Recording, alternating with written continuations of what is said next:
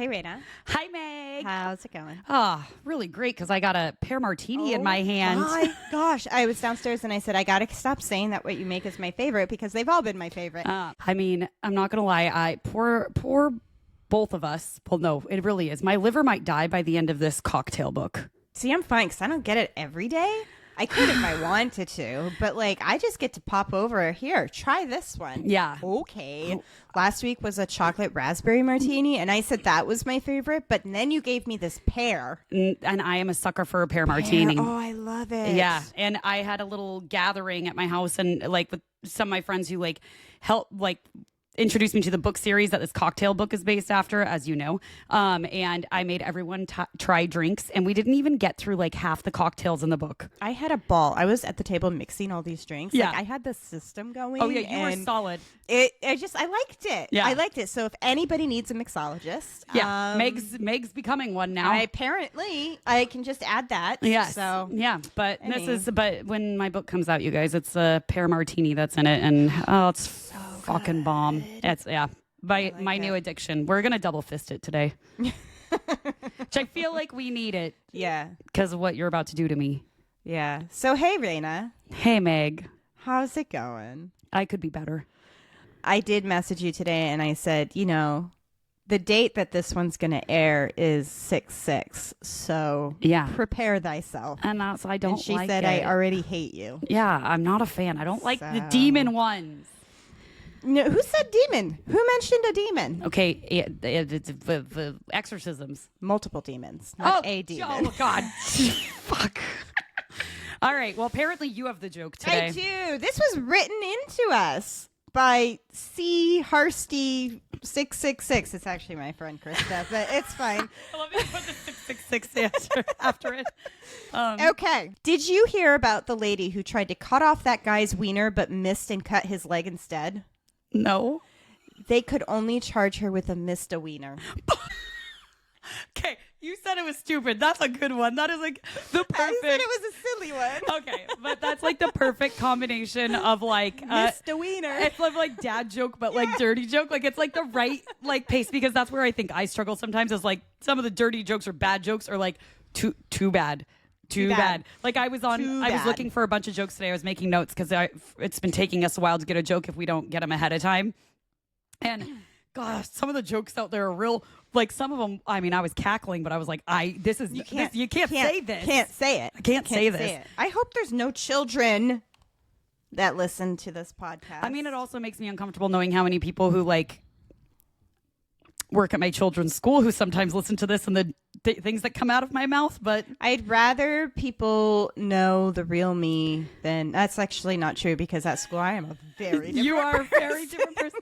But I mean, I guess, and that's the same. When I'm not around children and I'm just being myself. This is me. It was funny. I was at one of the teachers' baby showers last weekend, yes, and her whole family was there. And you know me, I'm very introverted, so I was pretty quiet. There was a couple other teachers there that I knew.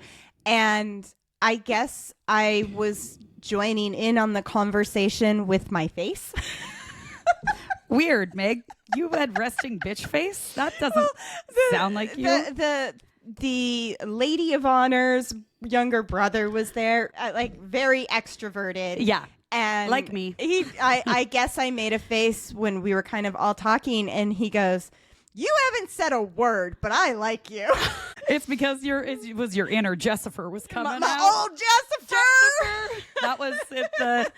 The teacher it was for the one where you got your name Jessifer. Jessifer. That's right, because we thought the baby was going to be named Jessifer, and guess what? That's just me. I told her in front of some of the other PTA moms. I was like, guess what? We're recording. Oh, fabulous. And Meg's new name is Jessifer because Kyler thought it was your baby name. Wait, so PTO moms know about this thing? I didn't go into further explanation. I just was talking in front of some of them, and I was like, "Oh, we're recording tonight." And I was like, "Or we recorded last night." And I told her the story, and there are other people there, so I didn't really give context, and no one asked me questions. But I mean, whatever. Well, I'm about to go see my entire extended family, and so I'm not going to keep quiet. Whatever. I mean, it's life. It's life. It's what we're doing. I also just found out one of my really good Aussie friends named Elise is listening. She just sent me a message, and I didn't realize she was listening to all of our episodes, I was like, dang, it's crazy. So I actually pulled some Aussie jokes for today before you did because I kind of. Oh, do you want to do one? Just do one. Just in honor of the Aussies listening. Yeah, do one. I think I found a really stupid one. Hey, I like it. A lot of the jokes were just like, R no. R and R. R no. I told my kids, say R and R. Yeah. R and R. R no. Oh, no. What's, okay. This is for all of our Aussie listeners, my Aussie friends. You guys know I love you. But do you? Yeah. I do. No, I love them. They won't love me after this. Just kidding. It's not bad. Well, yeah, it is. You can take an Aussie anywhere twice. The second time is to apologize.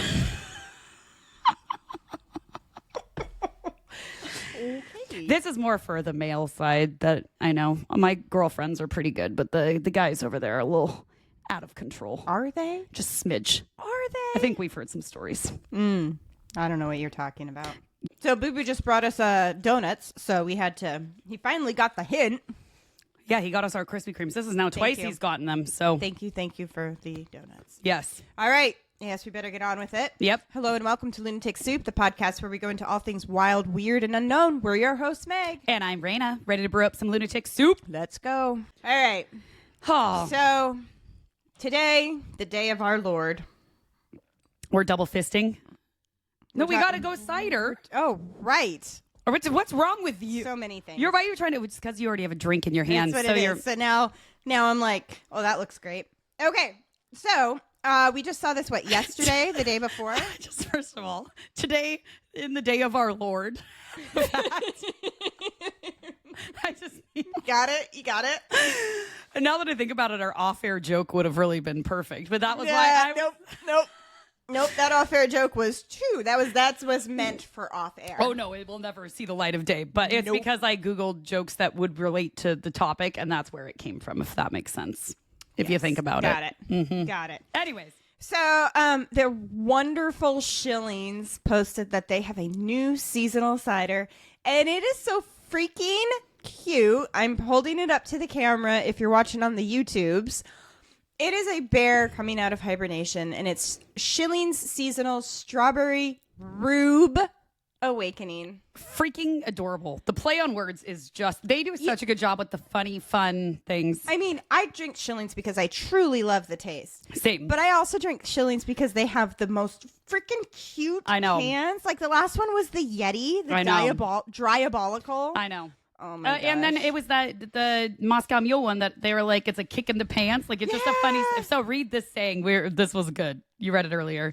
Semi-sweet and ferociously fruited, sun-kissed for extra strawberry juiciness, balanced with the tartness only a grandparent's cheek kiss and judgment can bring. Or mixing rhubarb with strawberry. This summer seasonal is a Rube Awakening. Love it. Absolutely fabulous, and it's adorable. 6.5%. Yeah, it's a little bear waking up with some strawberries and rhubarb. Like, and look come at the on. trees. Look at the trees in the background. Are rhubarb with little strawberries hanging off of them. It's adorable. It is rhubarb season here in Washington, so hence the other cocktail book I've been doing is like basically for Rhubarb Day Festival. Yeah. And so like half those cocktails have rhubarb in them, which has been, ready, 1, 2. Also, rhubarb stinks. If you've ever smelled it. Have you ever smelled it? Yeah, rhubarb on its own, not great. Not great. That's why you gotta have the straw babies. Yeah, I was doing that picture from the Griffin Brewery. I did the photos and I had the rhubarb in it. And I was like cutting the rhubarb to like use as garnish for it. Because it doesn't smell good. Oh, I couldn't believe how horrible it smelled. I was like, what the F is this? All right. Well, this smells pretty good. It smells like a juicy strawberry. Yeah. It smells like a Starburst almost. Yeah. 20 out of 10. Oh my gosh. Holy I was worried it was going to be too sweet. It's not. We don't even need to sour slut that. It's like the perfect sweetness on the scale. It's right in the middle on the scale, but oh my God. That is very tart and like a really good, like sour almost. Not tart. It's like sour. But not like sour beer. No. But like it's all, I don't know. You guys, this is good. This is, if you have not had this, go find it. I don't know where Mr. Boo found it, but Shillings. Rube Awakening. Product placement. Sponsor us anytime. Anytime, Shillings. We will gladly. No, this is great. 10 out of 10. This is a great summer drink. I'm going to I'm going on a little trippy trip next week, and when I get back, it is summer. Let's go. And I'll be done with my book when you get back. So it's game on. Game on. Kids will be out of school. We will have all hell's gonna break loose. Back porch, strawberry rhubarb, fire pit, s'mores, hot dogs, lake days. This is superb. This is one of my favorite shillings I think I've ever had. See, I love the Diabolical. That's my favorite dry one. This might be my favorite fruity one that they've done. This one to me is on a lake, like you're on a boat or like fishing. Like this is like or like in between a very dry cider, you have this like to kind of break it up where it's not, oh my God, this is so good though. I'm a big fan. What cocktail could we make out of this? Oh my God. Oh my God. Just put vodka in it. I was just about to say something just with add vodka to it. Add vodka. Boom. There you go. You got a stew going. Or a soup, if you will. Soup. I would say if we put a lime vodka or a lemon vodka. Lemon vodka. It's weird. I have lemon vodka downstairs. Oh, weird. Maybe we'll have to test that out. Possibly. Maybe not right now because we already have a vodka drink in front of them. Don't make us look bad. This would be really awkward if we did that. Maybe later. Okay. Well, back to my original joke. Okay. Say it again. In the year of our Lord. That's what it was. We are going to talk about the exorcism of Anneliese Michel. Great. Your favorite. I love an exorcism. The last time we did exorcisms, I think we both freaked ourselves out. Yeah. This was Halloween time last year. We did Father Amor. And it was a 2-part episode. So it was like 2 hours of recording. And we recorded until like almost 11 p.m. at night. So we were not only exhausted by the end of it, but it was long. Right now we're lucky it's only 6:35, so we have time. And it's summery, so I might not have to drive home in the dark. I do have audio. Whoopsies. Not yet. I do have audio of what she sounds like as a demon. Great. Anna Elizabeth Michel, or Anneliese Michel, was born September 21st, 1952. She was born in Germany and was raised in a very Catholic household, Catholic community, and was always described as a nice, smart young lady. Mm-hmm. I feel like everybody's always described nice. I mean, that's after the fact. After you've died, everyone's always a good human. Bullshit. When I die, I want everyone to know my faults. I would just want everyone to hear all the stupid shit I ever did in my life. I did not light up a room. Unless I do light up a room. I don't know. Jury's out. I could light up a room, but I'm also as obnoxious and loud as fuck, so I don't know. All of the above. Yeah. When Anneliese was 16, she experienced what they called her first, quote, episode. She lost consciousness, and later that night while she was in bed, she felt as though something was pressing down on her chest in the bed. It's like sleep paralysis sounding. It does sound like sleep paralysis, where it's like pressing down on you. Mm-hmm. She went on about life. They didn't really think too much of it. And then 11 months later, in 1969, something similar happened, so her mom took her to the doctor. She saw Dr. Vaught and Dr. Luthi, who were their family doctor and a neurologist. They examined her, ran brain scans, EEGs. They found nothing. Like, they thought it might be seizures. And then over the next 3 years, she had 2 more pretty severe episodes. So she was prescribed medication for seizures. Each time she went in for an episode, they would do an EEG, and they did find some patterns that were off, but nothing that would like produce a seizure or some sort of epileptic event. Okay. Then in 1973, things started getting a little weird. A little weird. Ruh-roh. She began being treated for various psychosis, such as like schizophrenia, and so she was prescribed, it was at least 4 medications, but there could have been more. They were just kind of throwing all the medications at her. Okay. Anneliese began to experience very severe depression. Obviously, like, medication's great. Right? Medication's great, but medications have side effects. A lot, yeah. And so sometimes that's not great. Yeah. You treat one thing and it gives you a side effect, and then you try to treat that and blah, blah, blah, blah, blah. Yep. So she was starting to be severely depressed. And she's also a teenager, which is never fun. The hormones are going awry, and life and... what year is this again? This is like the 60s? This was 1969. Or no, this is 1973 by this time. Okay. Because for the last like 4 years ish, she was having these episodes, and so they finally brought her in to get on all these medications. But now she was having severe depression, so when they thought they were fixing things, things got worse and worse and worse. She began to hear knocking sounds in her bedroom, and even her sisters were said to hear them too. Like at night, she'd be laying up, and it's just like, I don't like it. Knock, knock, knock. No, thank you. Who's there? A ghosty? Probably. A demon? Or worse. Jesus? No. Did you hear Tittles? The cat just went. Who gives me a microphone, you guys? I don't know. I mean, I think it was me. Oh, who gives me vodka than a microphone? That was you. You. No. Well, we'll be honest. I did make promises that I was going to be photographing cocktails when she came over, so I said, you better be ready to have one. And then I ended up not photographing them. I decided to do some writing on my book instead. So when she got here, there was no cocktail. She was like, well, I need a drink. And I was like, well, I did walk in and be like, it was a day. Where's the drink? Yeah. I did also accost her in the dollar store parking lot today, so I scared the bejesus out of her. Just kidding. I wanted to, but you saw me too soon. I did. Well, there was this weird lady with a cell phone come approaching my car. Did I lock the doors when I saw you out of the corner of my eye? Sure did. Well, I forgot I took that video. I'm going to post it. Anyways, it's your fault. I blame you. Always. I'll take it. Yeah, whatever. It's fine. At this point, I'm not fighting it. I'm not fighting it. You have to take responsibility for me. That's what you signed up for. I have to take responsibility for you. Mm-hmm. Wait, because you got me to do this, so it's your fault. Okay. You're welcome. I'm not fighting it. I'm at the point in life where I'm not fighting anything. Like, okay, I have to take responsibility for you. Never felt more confident in my life, Meg. I'm not that out of control. It's not like I'm Australian. That's true. That is a just kidding, Aussies. I love you guys. Point. All right. Anneliese began to hear a voice that would tell her she was going to hell. She would hear the voice say that she was, quote, damned and would rot in hell. Her mom became concerned when she saw Anneliese just staring at a statue of the Virgin Mary. Okay. She was concerned because when she looked back to Anneliese, her eyes turned jet black and she grew claws. Grew claws? Grew, but like, how do you just grow claws? I feel like I wasn't there. Her mom said she grew claws. Her mom said she grew claws. Like, interesting. Like talons. Okay. Like a raptor? I don't know. This is that the sound? Yeah, this is bad. The vodka is going well.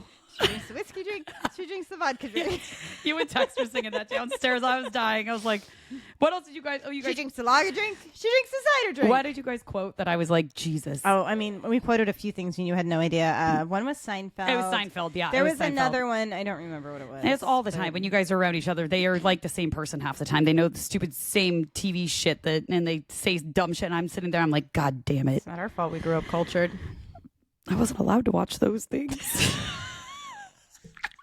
And I wasn't the one, like, in a Mormon house. Nope. I mean, to be fair, I definitely snuck The Simpsons. Yeah, I was not allowed to watch The Simpsons. But also never entertained me. So I did watch, we watched Seinfeld all the time. And yeah, Seinfeld wasn't bad. It was just not something that was played in my house. Friends. I watched Friends a lot. I watched Friends. I remember a discussion with my parents at one point, like, we probably shouldn't be watching. But I didn't understand. Like, I watch it now. I'm like, oh, I didn't catch that. Yeah. You know? Yeah. Like I remember when you're a kid, you don't catch these things. I tore a ligament in my arm and we were in the ER and my mom let me watch The Simpsons while we were waiting for me to get like something done with it. And I remember that was I just have that memory. It was a big deal. Big deal. My husband's family can quote The Simpsons backwards and forwards. That's Tex and his whole family and the Danny Munn and who you met and his brother Sausage and sister Caitlin, all of them together. Doug could fit in ridiculous. With that one. Yeah, it's like the things when they're all together, the shit that comes out of their mouth. I'm just sitting there and I'm like, it has to be The Simpsons. I used to know somebody, a friend of mine, like way back, before middle school even. She was not allowed to watch the Looney Tunes because of how violent it was. But that family could quote every single Simpsons episode. And even back then, I'm like, that definitely doesn't add up. That does not add up at all. I was about to say something else, but it's the vodka speaking. Graina, shut the fuck up. She drinks whiskey drink. She drinks the vodka drink. All right, back to the possessed woman. Let's go. Possessed girl. Girl, child. In September, she was in for a routine neurology visit, and she told her doctor that she was seeing visions of scary creatures and felt that the devil was inside her. Devil inside her. That was a really terrible evening. Oh, okay. Oh. You went one direction. I went the other. To be clear, in case you didn't go Meg's direction and went mine, because I feel like most people would have not knowing what you're talking about. The devil in cider is the habanero cider, right? That's where I went. Yeah. Yeah. That's not where I went. No, really? Elaborate. And I feel like a lot of other people may have gone my direction, and then you're like, that was really bad evening. And I'm like, was it what? We had the devil in cider. Yes, and that was... It was a cider, a raspberry habanero, or no, and raspberry habanero, and we both just about died. It burned my nose holes. It burned everything, eyeballs, everything. It was not good. Esophagus. I think that's what that started. It gave me acid reflux, the lips and all the way. It just wasn't good. Some dingbat suggested lime. That was you. Made it worse. It made it so much worse. We were trying. It's like that. It's that thing when you're trying to like ease the burning of like something spicy, and then you do that, and then you're like, it didn't work. It was so much worse. Which is that like a known thing that like acid makes things spicier? When I was in Mexico and I accidentally ate a whole big mouthful of habanero, once the waiter stopped laughing at me, he brought me cider. Or not cider. He brought me lime. To help? Lime and bread. Okay. Oh, okay. Yeah. No, I just know the like milk. I don't think anything actually helps spicy stuff. I think you just got to roll with it. Have you seen the Conan O'Brien where he's doing that show where they have like the hot wings and hot sauce? I've seen a ton of celebrities. I haven't seen Conan. Oh, you got to watch it. It is so funny. By the end, he's like pouring it all over himself and like licking it. I mean, you can tell he is dying. He is absolutely, his eyes are like bloodshot red. Sir has lost his mind because have you ever encountered a spicy situation? I mean, my spiciest situation was the devil in cider. Okay, well, I have a few spicy situations really fast. Oh, man. Well, okay. So, number one time I was pregnant and This can't be good. Well, this one's a normal story, and then I have another one. I was making jalapeno poppers on New Year's Eve, a.k.a. my birthday eve, and stupidly, like I'll call it pregnancy brain, I was like pulling the seeds out with my fingers, and it went under my fingernails, and then it was burning under my nails for hours. I had to sit with my hands in sour cream. Under your nails? Yeah, it was horrible. Anyways. Oh, I thought you were going to say you rubbed your eyeball. No, just wait. It gets worse. Oh, boy. I'm not going to name the friend because I love her and I have respect for her. Basically, she was making this salad that is a really good salad, but it has habanero in it. Mm-hmm. And she was on her cycle and she chopped habaneros and then went and changed her tampon. Oh, my God.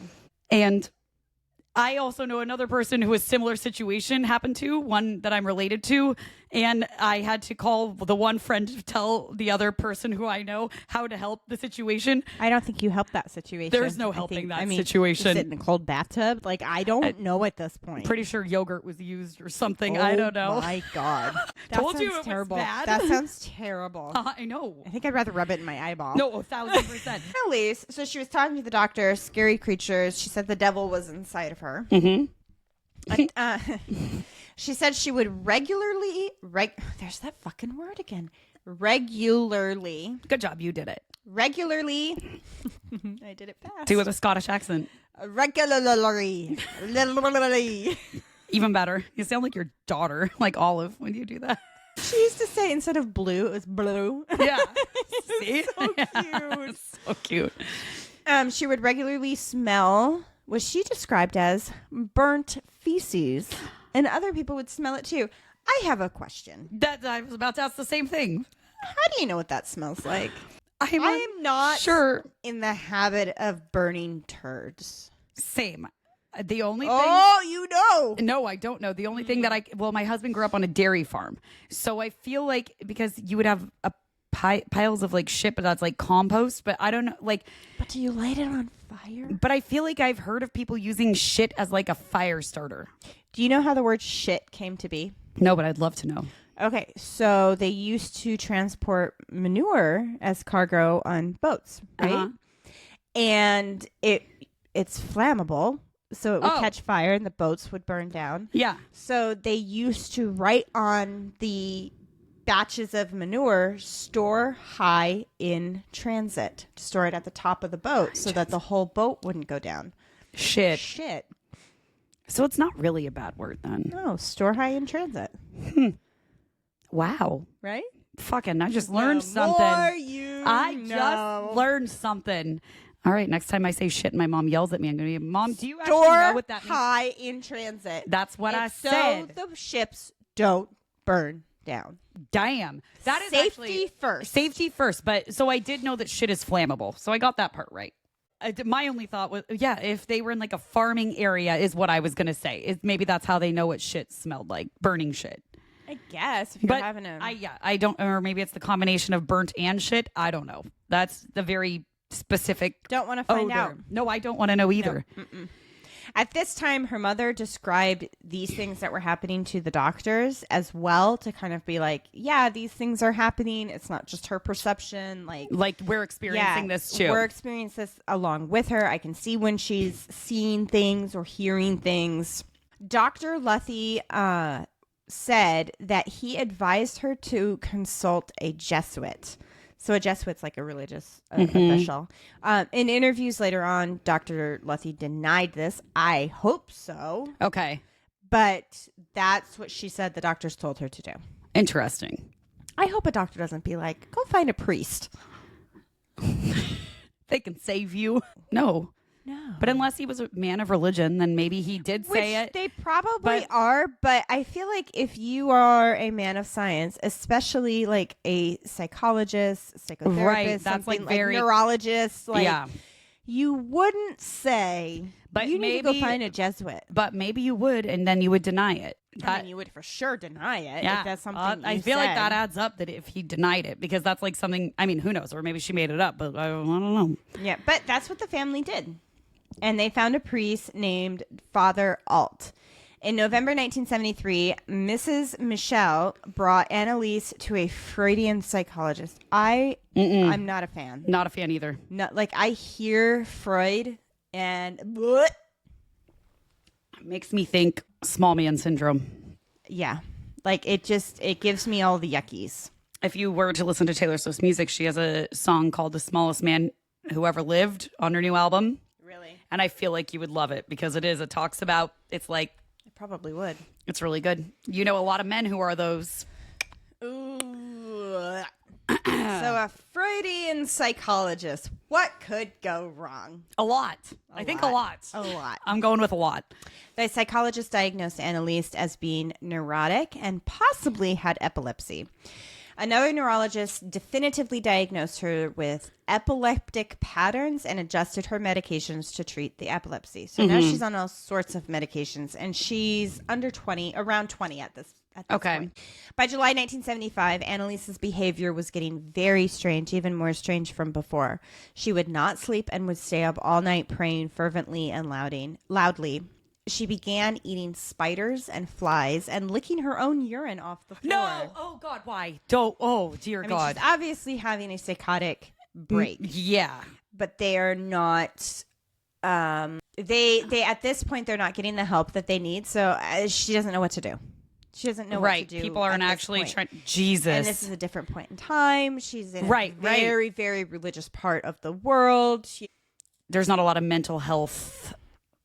There's some, but, I just don't think they had a lot of But I feel like even then, we know that, the 70s is not that long ago, but is as far as medical and, even from when we were children, how far the medical, understanding people's traumas and their and mental issues has come.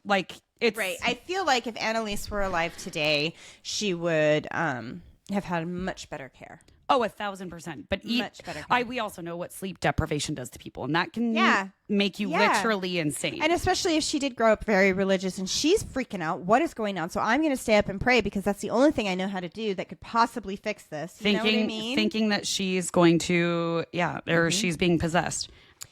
Anneliese would destroy rosaries and crucifixes and hated any religious pictures. And she would also destroy it. So if she saw a picture, any sort of religious depiction, she would destroy it.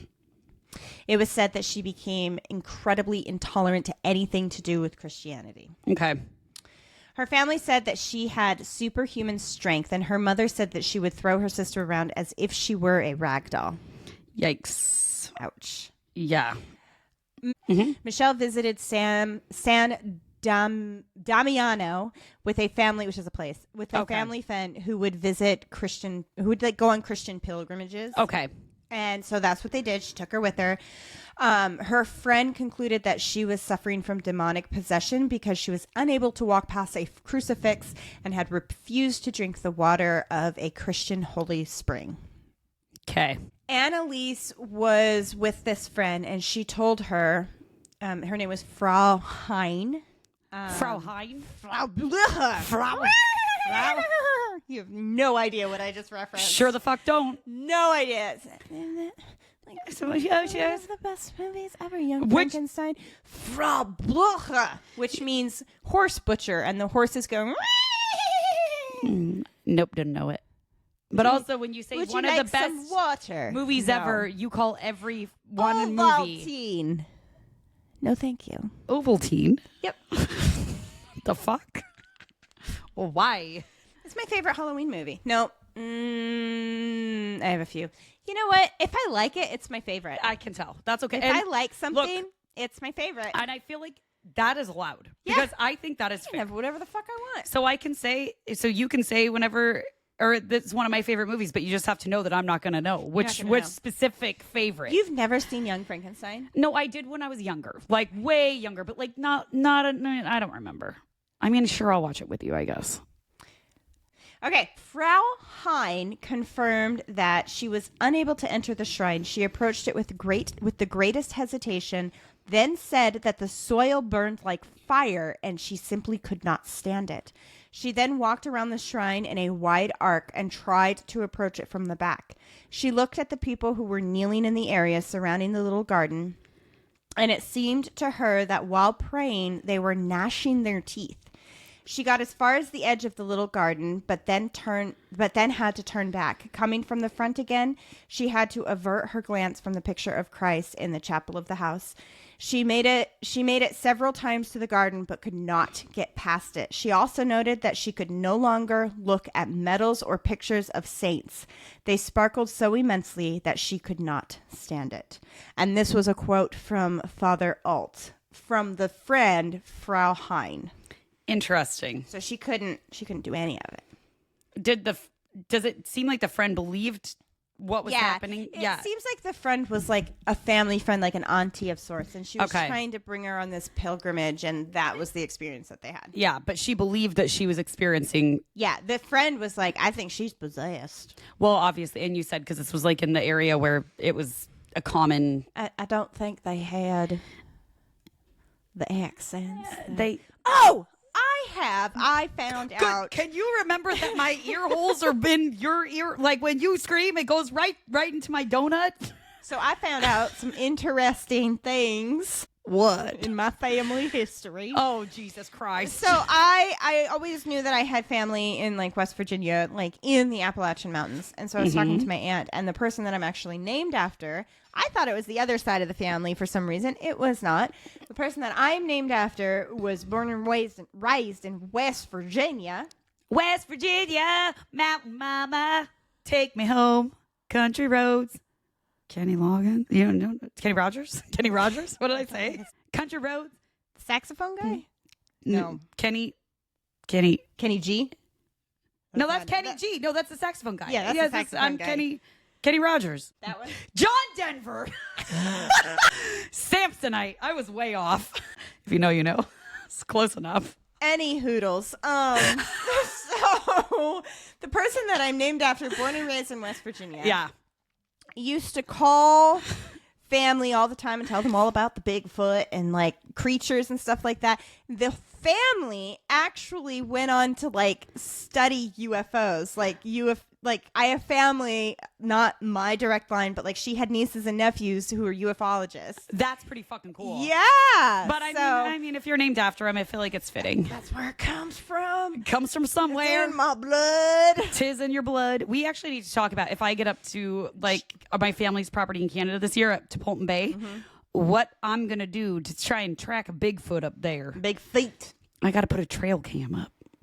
Or something. I feel like I'm gonna. I think you got to go up there and I think you got to hit 2 sticks together. No, that's from the Parent Trap. That's to get away the cougars, the mountain lions. Come on, Jessifer. Know your Appalachian things. I do love my new name, Jessifer. I've actually kind of jealous of your new name, Jessifer. I mean, it's pretty good. I mean, it was a labor of love. It took me 2 years to get to this point. I know. So. I mean, like everything, like with our podcast, what do I always say? I'm always like, just let the universe bring it to us, and it just delivered. And it delivered on your redneck name. Truly, we can thank Mrs. Weir for that. Specifically, Mrs. Weir's baby. Yeah. Whose name, in fact, is not Jessifer. It's not, but I got Jessifer. Yeah. But you got Jessifer out of it, so one of you two was winning. That John Denver's full of shit. Pretty sure it was Kenny Rogers. Kenny G. No, Kenny Rogers is another country. I know that. Oh, okay.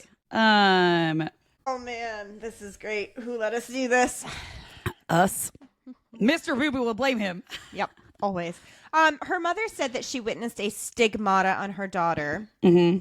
And for a while, Anneliese said that she could communicate with Mother Mary. So can you explain what a stigmata is for anybody who might not? Basically, it's when there's an open wound, sometimes from the eyes or from wherever the nails were on Christ, on the hands or the feet, and it starts to bleed. And it said that there's a connection to Christ at that point. Yep. Her family brought her to church and consulted several priests about an exorcism. So this is the first time that like exorcism has actually come up. They were denied and told to seek medical treatment. We went through this before with the whole Father or More thing. It is very difficult to act. You have to have permission from at least a bishop. Well, to actually get an exorcism done. Yeah. But it really, I know bishops, I think they can give permission, but I think it has to come from higher up, from at least like a cardinal or I think even from the Vatican itself. Yeah.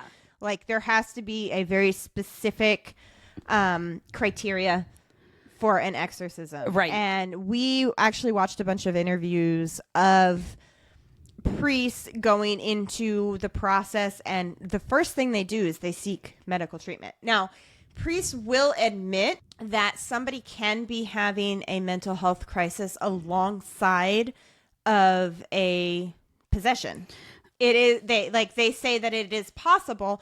However, they have to treat the mental health crisis first. I mean, I feel like just let's say I fully believe in possessions, which I think I'm still undecided. I think I do believe in it, but I also don't know. I don't believe in the devil, so yeah, but I don't believe in Satan. Yeah, I don't believe in the devil as in the one devil. Right. I do believe in bad things. Right. And I think that's also where I get confused on it. But also like to say, I am a spiritual person. I don't believe that there is one God, that is it. So I don't believe that there is Satan, the devil. It's Satan. There's Jessifer sounds an awful like Lucifer. Shit, you are like Lucifer. The devil insider. Anyways, but so in saying that, I feel like let's just say that there was an instance where a negative entity was able to take over your being, which again, I don't know how much I believe, but I also, I don't know.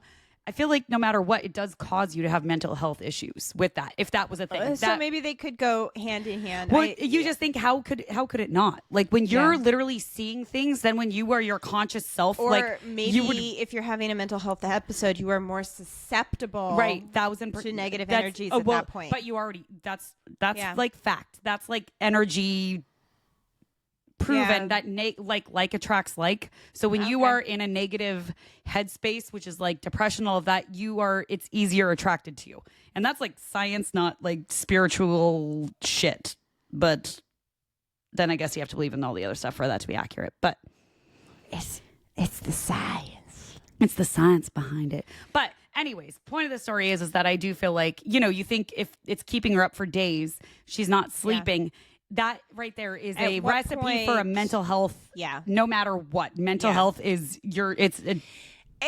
during the Father Amorth stuff, we also kind of explored if this is somebody's belief system and if it's a mental health crisis, therapy helps, right? So where's the line of the religious rites or the religious processes being almost like therapy? We went, like, the doctors and the priests had that whole discussion in I watched a documentary on Father Amorth, and they went into all of that, and it was very interesting. It was very interesting. I think you and I have said this a number of times that I would just love to get someone with more information, like someone who knows this way better than we. Like it's the. I wonder if we could find a demonologist. I wonder if we could contact one of the dioceses around here and actually talk to somebody. Do you know? It's who I would like to get on the show. Is Cass? Yes, because she said that she is a exorcist.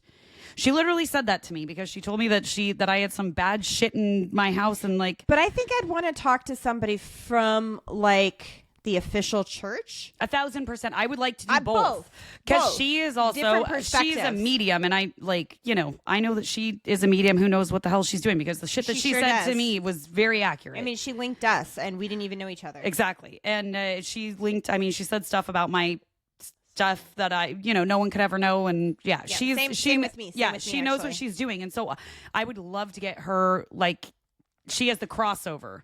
Yeah, that's true. Actually, we had some listeners write us in about who's this person you keep talking about and watching. So it's Cass Huff, in case you've heard us talking about the psychic that we've gone and to. And Cass, Kass. Yes, KASSHU. Feel free to DM us. We'll always respond. We're very responsive on our Instagrams. But we had a few people after our introduction or anniversary episode or whatever it was. We introduced ourselves. And we just discussed our story, but people asked us who this medium was, and it's Cass Huff. And I have so many people I know who have seen her, and she's really good. She is good, but she did say that she is an exorcist. So, which to me, I struggle because I struggle the bounds of like religion and where spirituality is for me, but that's like my personal thing. And so I would love. What does the brain do? It tries to make sense of its surroundings. So why can't religion make sense of your surroundings? I've been wanting to reconnect, like to go to her again. I've been like having that thing. So maybe I'm going to, and maybe when I'm in it, I'm going to like just bring it up to her and see if she would be interested, even if we paid her for an hour to be on it. Like, despite the medications and treatment, Anneliese got worse. She was, quote, growling, seeing demons, and throwing things. Anneliese's delusions got worse and worse, and she would rip off her clothes from her body, have compulsions like doing 400 squats a day, and she would crawl under the table and bark like a dog for 2 days. She bit the head off of dead birds. Oh, no. Yes. Ozzy Osbourne shit. Yeah. Another priest named Father Rodwick, who was an expert of exorcisms, brought forth the idea that she was possessed. He became so convinced that he went to the Catholic Church asking for approval to perform an exorcism, and he got the approval. Okay. A priest named Father Renz was in their small town, and the family decided to bring him in. They trusted the 364-year-old formal rites of exorcism called the ritual which is the rites that you say in an exorcism. Okay. And this is performed by trained priests. Okay.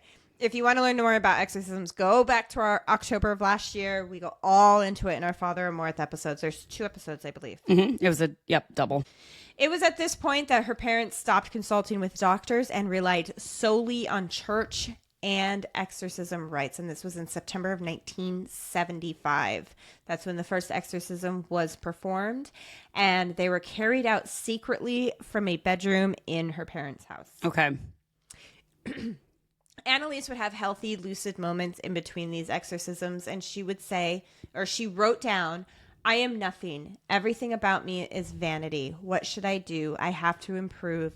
You pray for me. I want to suffer for other people, but this is so cruel." So at the end of the day, she was a young lady who was deeply disturbed and was not okay in her mind. Obviously, yeah. Father Renz allowed some of this to be recorded, and there are 42 audio recordings of the exorcism sessions. I hate you. I know you're going to play it for me right now. So this is some of the recordings from the exorcism. It's bad. So that's all I'm going to play because it's pretty bad. There's a lot of words, but you can hear that the voice is very deep, very growling.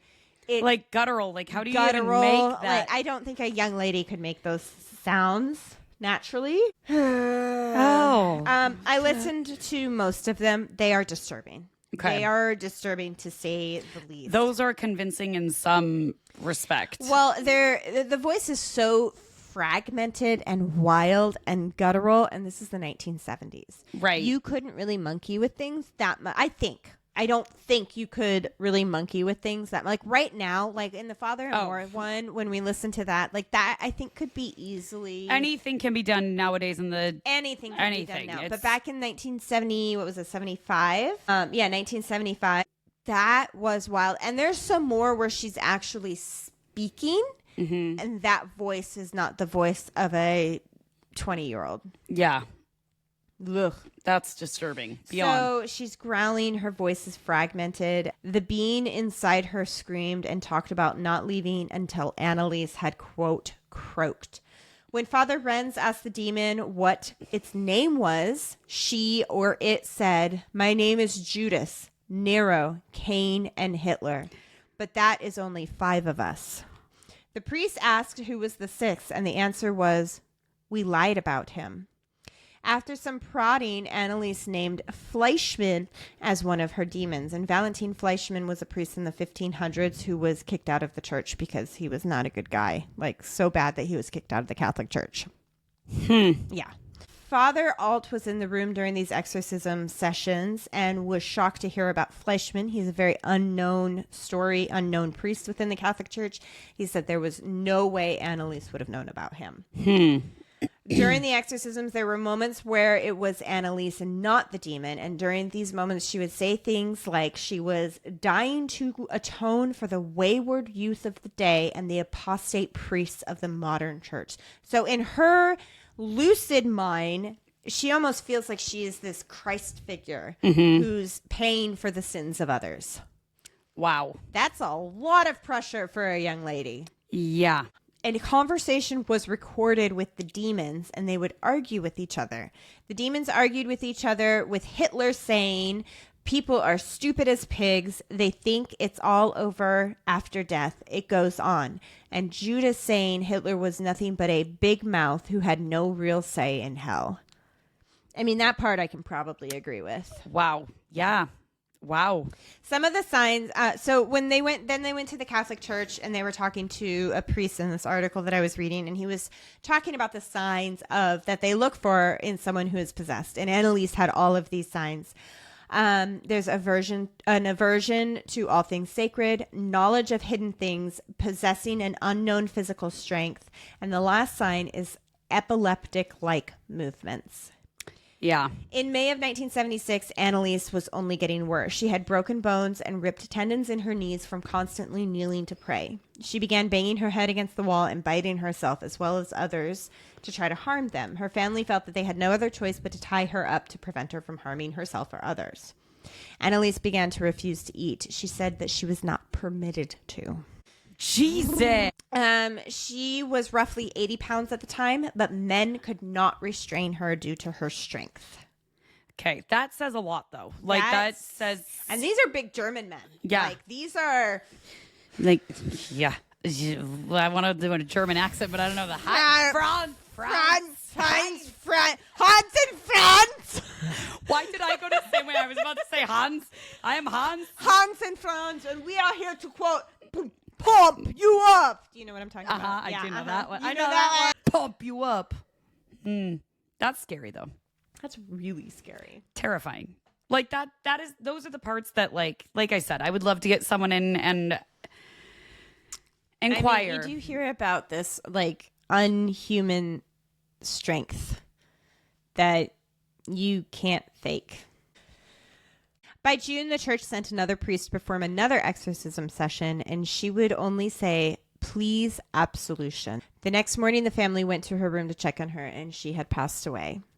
It's important to note that both Anneliese and her family refused all professional medical treatment within the last 6 months to a year of her life, putting all their faith in these rituals.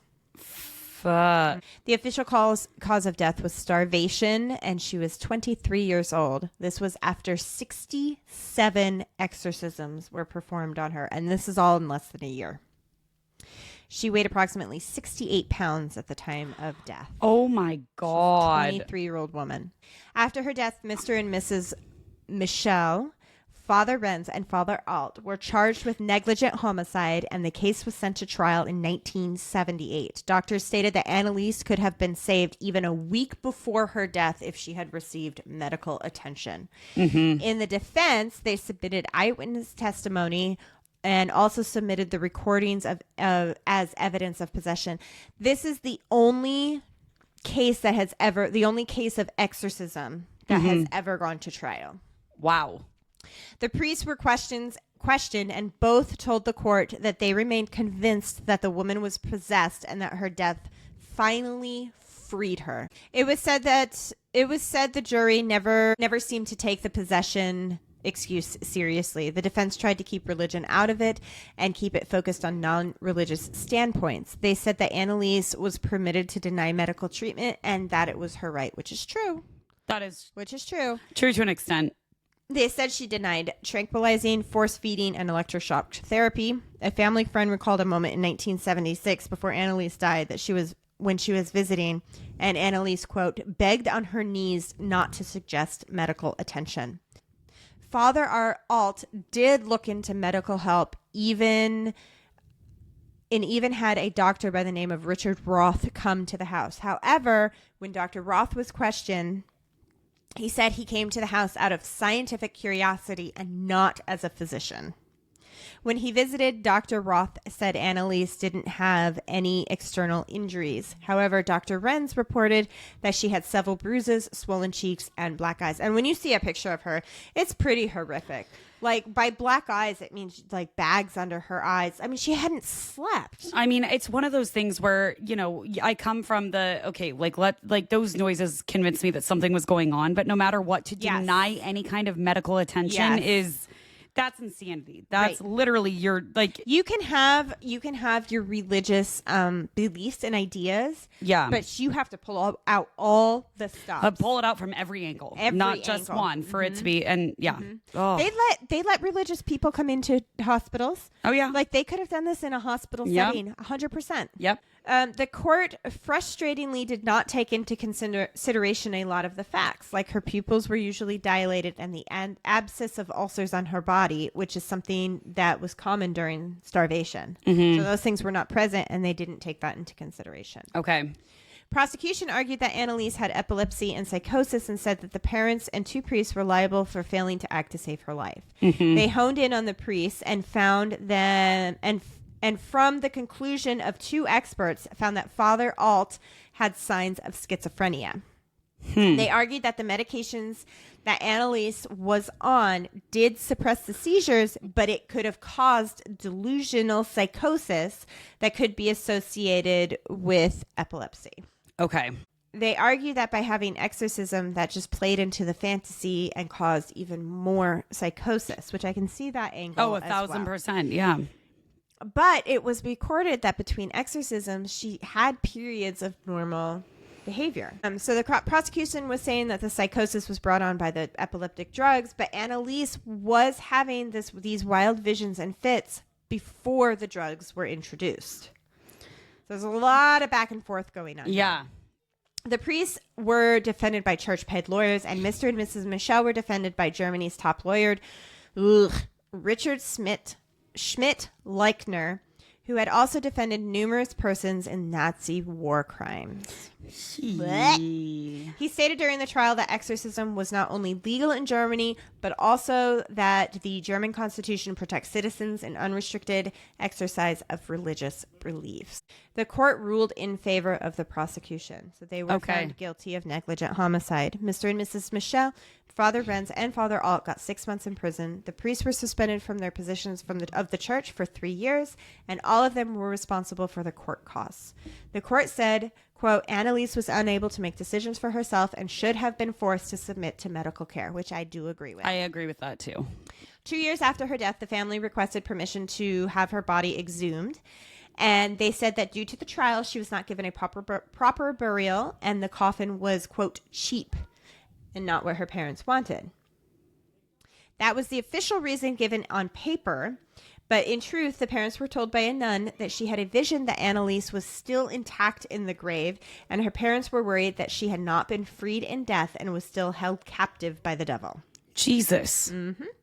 They were granted the exhumation. The family and Father Alt and Father Renz wanted to be there. The parents were discouraged from seeing the body, and the priests had to be detained at the gates because they wanted to come in and see it, and they would not let them. Damn. It was reported that the body was consistent with buried corpses at that age. Yeah. So it was not still intact. Okay. Due to popularity and record of this exorcism, Anneliese Michel's gravesite is a pilgrimage to this day for Catholics. It is said that she is, quote, revered by small groups of Catholics who believed she atoned for wayward priests and sinful youths. So she almost has like sainthood status. That's interesting. At this point. Anneliese's father died in 1999. Her mother was interviewed in 2006 and stated that she did not regret her actions. She said, I know we did the right thing because I saw the sign of Christ on her hand, the stigmata. In 2013, a fire engulfed the house that Anneliese had once lived and where the exorcisms were performed. It was determined that the cause was by arson, and locals believe that it was because of the exorcism case. Yeah. I do want to note a formal exorcism only happens as a last resort after medical personnel are talked to and a bunch of things are. I do want to put that the Catholic Church, I'm not a religious person, but the Catholic Church is very strict on that. I mean, have you seen recently that the Catholic Church has come out speaking about like paranormal experiences and like that they've changed their things, which is very interesting. It is very interesting. I find Catholicism actually very fascinating. Yeah. And I have since I was a little kid. My grandparents were Catholic, and I remember my grandfather's funeral and being just mesmerized. Yeah. And then my grandmother died a few years ago, and she had a Catholic service, and it's just as mesmerizing. I mean, as a wedding photographer, I photographed a lot of Catholic weddings. Holy shit. Honestly, like it's something sit down. Stand up, sit down. Stand up. The sit longest thing of my life. Like they're Shannon, my sister, she does wedding videography now, and she basically will not take a Catholic wedding because they're so long. It's a lot. It is a lot. We had a relative that got married in the Greek Orthodox Church. I've done one of those too. They did everything in Greek, and then they did everything in English, and I think the whole ceremony was about an hour and a half. You're there for a very long time. I mean, it was a great wedding. Don't get me wrong. It was a good time. Yeah, I'm sure the reception was wonderful. Stand up, sit down. The ceremonies, not so much. Stand up, sit down. But it's something that it's like you have to, like, I mean, as a person in the wedding industry, like you have to, yeah. I mean, I stopped saying yes to those just because it's exhausting and it's a lot. Have you ever been to the Vatican? No. Oh. I mean, I would love to go just to see the history of things, but it's one of the, I mean, it's stunning. I mean, it's stunning. The history, like you feel it. You feel it when you're there. Now, not that I don't have beef with the Catholic Church. I got lots. I got lots of beef. There is a lot. Like the history, like they've done some really horrible things. They're hiding a lot of things. But I appreciate them like bringing up the paranormal shit and basically like admitting that there is.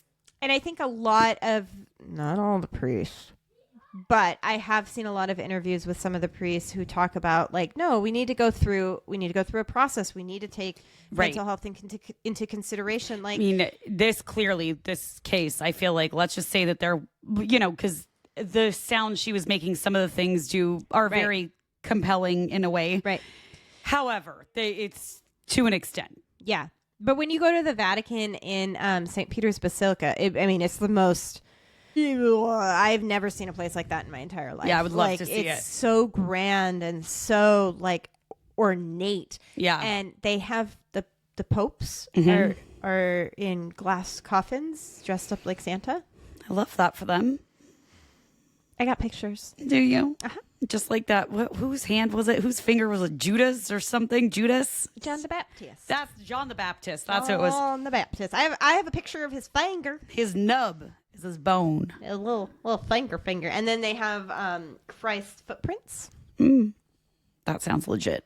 No, I would go to the Vatican anytime. I honestly, the book series that made me want to do that was Dan Brown. Yep. The Da Vinci Code. The Da Vinci Code. And fabulous. Because I read the series before the books came, or before the movies came out. And like, obviously I still love the movies, but and I am not a reader. So for me to read books is, and I loved that series. It's fascinating. So fascinating. Me too. Today, Anneliese's story is told and retold by various movies and TV shows. Think for a moment if you can think of the movie. There are books written about the case, podcasts, fiction, TV, as well as unsolved mystery and paranormal shows. There's been songs written about Anneliese, and the audio of her exorcism sessions are used in video games. And the movie that is based off of the story of Anneliese Michel is The Exorcism of Emily Rose. Oh, damn. That's kind of fucked up all around. That's the story of the exorcism of Anneliese Michel. Wow. It's a good one. Well, I just got shivers. Happy 6/6. Oh. Did you know that, well, the day before this airs is Mr. Boo Boo's birthday, 6/5. Happy birthday. Happy belated birthday, Edmonds. Love you. What? Mean it. 52, I think. Yeah, 52. He's old as balls. He really is. No, 42. Still old. Older than me. But his dad was like terrified that he was going to be born on 6/6. Dun, dun, dun. Not that he's a man of religion or anything, but he always tells that story that he thought he was going to be born on 6/6. I mean, and they were going to name him Damien. I knew someone named Damien. Mr. Boo Boo was almost named Damien. I don't actually know that. I feel like there's a story about that, but I don't know. His dad spews bullshit sometimes, so I never know what's true or not. Anyway, if you have a story you'd like to let us know about, write into us at lunaticsouppodcast@gmail.com. Or you can find us on the socials as Lunatic Soup.